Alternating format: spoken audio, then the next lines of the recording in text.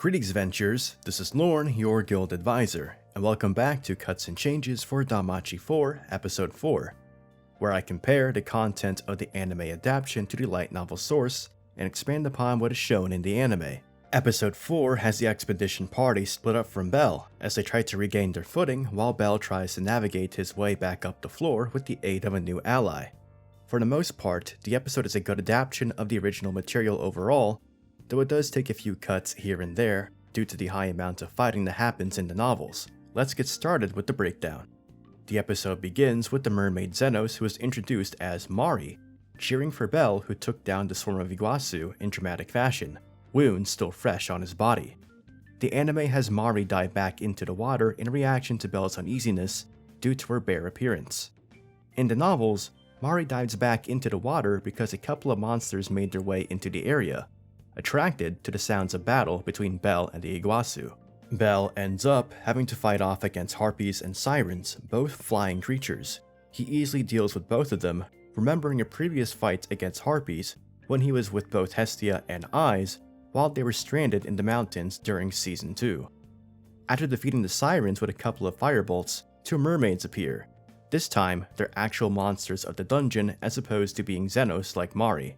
Mermaids have the ability to charm adventurers with their singing, which can trick adventurers into fighting each other or even lure them into the water. It takes incredible mental strength to block the charm. In most cases, an adventurer needs to cover their ears beforehand or risk being charmed. Bell is a bit late when it comes to covering his ears, but he notices that the singing seems to have no effect on him. He ends up defeating the pair of mermaids with Firebolt during the confusion and feels a hot spot on his back. The sensation on his back is a reference to his fauna, since a side effect of his Liaris Freze skill is the nullification of the effects of charm. Bell thinks back to when Ishtar tried to charm him during Season 2, recalling that it had no effect, making him believe that maybe he built up an immunity. In the novels, Ishtar theorizes that since Liaris Freze is a skill born from Bell's strong desire to grow, it must mean that his desire is so strong that it can block the effects of something like a charm, as it would get in the way of his desire.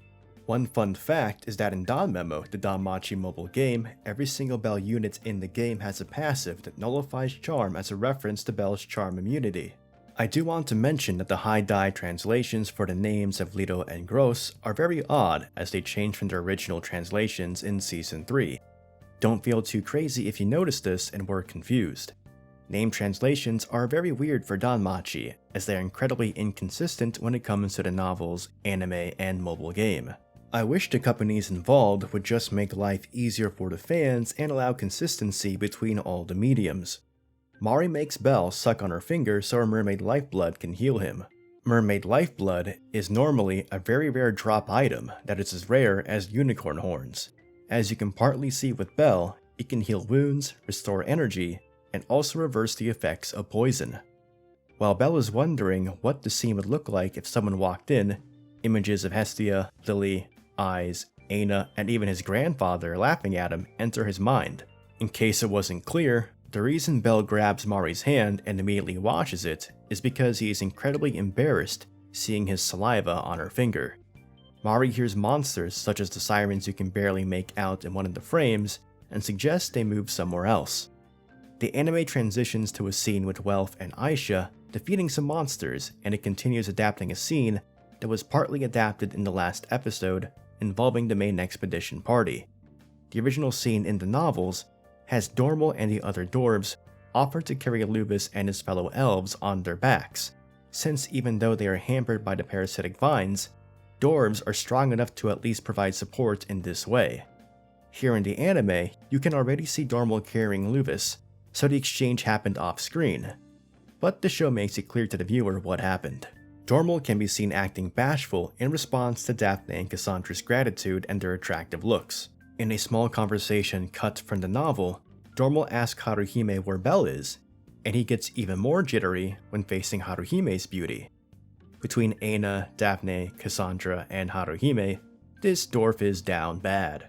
Dormal reveals that they found the missing adventurers at a safety point, meaning that the Moss Huge was waiting for them there, already aware of the popular locations of the floor among seasoned adventurers.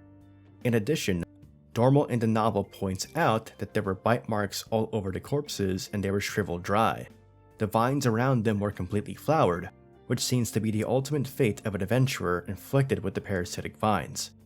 Dormal confirms that his party tried a multitude of methods to damage the Moss Huge, and even his lightning magic sword couldn't make a dent.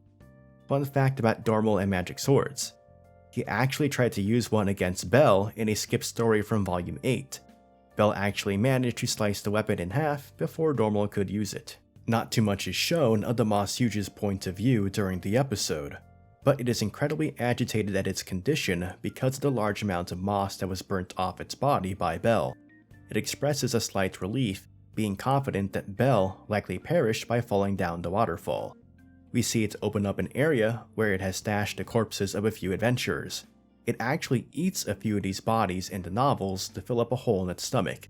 It also takes off some of the armor the adventurers wore and buries it in his body and grows moss over it, trying to replicate adventurers and use it as protection. The anime actually shows the Moss Huge making its move to approach some monsters, while the light novel does not reveal the Moss Huge's intentions of making a past parade until it actually happens. So it's a nice bit of original foreshadowing added for the anime, much like how there's been more emphasis on Cassandra's visions in the show. After Mari guides Belle back to her using her singing, she puts on a bra of seashells so Belle is more comfortable around her.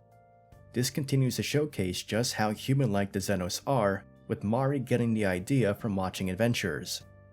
We go back to the main expedition party, and Mikito detects monsters from all directions with her Yatano Black Crow skill. The Moss Huge has created a past parade, a large group of monsters intended to be redirected at a group of adventurers, like when Take Familia was forced to do a past parade on Belle's party in Season 1. Except this orchestration by the Moss Huge was on a much larger scale. In the light novel, the Moss Huge's hands are red with blood, but in the anime it is holding the severed claws of some blue crabs, which turn into ash to showcase that the Moss Huge essentially terrorized the monsters to herd them towards the party. After Belle promises to defeat the Moss Huge, Mari agrees to guide him to his friends, using her singing to get directions from a weaker monster. This surprises Belle, as he's never heard of a mermaid being able to charm other monsters. During the scene where the Aqua Serpent appears, Mari manages to quickly evade it using her incredible swimming speed. The reason Belle is stunned by this is because he was shocked that Mari could swim faster than he could run. He mentions that it feels like he was being guided by the spirit of some fairy tale. They also bump into a number of other monsters that Belle has to defeat, such as a crystal turtle, a devil mosquito, and a light quartz monster. But the anime skips these encounters as they are just quick mentions in the novel which probably don't justify making entirely new monster designs for encounters that would last a few seconds. In the novels, Belle actually takes the initiative to Princess carry Mari when the water route comes to a close. He wasn't actually pressured by an Aqua Serpent, but the anime version can be seen as more entertaining. Belle has the funny thought that this was likely the first time in history a human has run over land carrying a mermaid. Part of the reason why Mari is so excited is because Belle is carrying her through areas of the floor she's never been able to see before. As a mermaid, she is extremely limited in what locations she can navigate. She's enjoying the view while she can. Belle also remarks under his breath that he's becoming used to carrying people in that fashion. It's true. It happens a lot. As the expedition team continues to fight, we are treated to a very short scene of Aisha using her magic Hell Kaios. This stuck out to me because this is the first time we've seen her magic properly animated. She used this in Season 2, during the climactic fight of the Pleasure Quarter arc against Belle. But for some reason, rather than a red dorsal fin, it was animated as just a gust of colorless wind to my disappointment. Ironic how it's being done justice in a quick throwaway fight sequence that lasts about 2 seconds. Welf and Oka also continue to have their playful banter, which I really appreciate is kept mostly intact. Regarding the chrysalis urchin in the episode, rather than his axe, Oka is actually trying to defend the party with his shield in the light novel. But the novel points out that even that wouldn't be able to stop the urchin's advance, partly due to Oka only being level 2. When Mikito jumps in front of Oka to deal with the urchin herself, she thinks back to the time when she couldn't do anything to prevent Chigusa from being injured back in Season 1, which caused him to direct a past parade on Belle's party. However, this time was different. Like the anime shows, Mikito named the technique she learned from Take Zeka, meaning eternal or absolute flower. Mikito explains to Take that this name is inspired by the title the gods gave her, being Zetsue, or eternal or absolute shadow. As for a nice bit of background information, the sword Mikito drew from her back to use her technique is one freshly crafted by Welf named Shunsan, meaning spring hail. Welf also made Mikito small throwing knives from blood onyx, which she uses to preemptively hit monsters before they can reach the party. The novel also reveals that Welf made Oka's axe from a material called varmith, an ore found in the lower levels that was gifted to him by Hephaestus. The leftovers were also used to make Oka's shield. Mikito has actually been invaluable to the party because in addition to her combat skills, she's been constantly locating monsters with her Yatsuno Black Crow skill, and immediately relays this information to Lily, who makes quick decisions based on their situation. You can see Lily manage both the use of magic weapons and the timings of when to take advantage of Cassandra's group healing magic, Soul Light. One slight detail that bothered me was when Aisha was shown in the middle of the party when she should be positioned in the back as the rear guard. Minor detail, but it sticks out to me as someone who pays attention to the party positioning like Lily in this episode. Lily directs the group to a small passage where the monsters can only come from one direction. When Welf uses his magic sword, it's mentioned that this one was even stronger than the one he used on the Goliath during Season 1. You can see Daphne even remark that she can feel the heat from where she's standing.